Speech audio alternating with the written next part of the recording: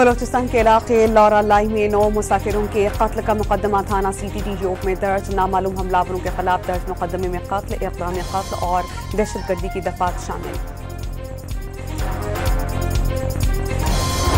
लौरा लाई में कत्ल मुसाफिरों की मैयतें घरों पर पहुंचने पर रिक़्क़त आमेज़ मनाजिर। शहीद अफराद मेवात के जनाजे के लिए जाने वाले दुनियापुर के रिहायशी 2 बेटे भी शामिल। भारत की हिंदुत्व सरकार खेलों को आलूदा करने से बाज नहीं आई। जहरीले प्रोपेगेंडे, धमकियों और सिक्योरिटी खदशात के पेश नज़र पाकिस्तान का एशिया कप के लिए हॉकी टीम को भारत न भेजने का फैसला।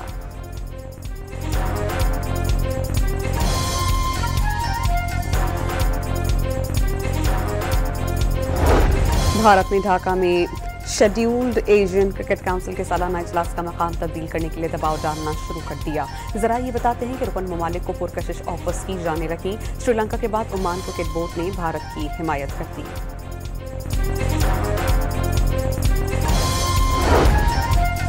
रहीम यार खान और बिहाड़ी में बादल बरस गए। PDMA ने डेरा हाजी खान और राजनपुर के नदी नालों में सैलाब का इंतबाह जारी कर दिया।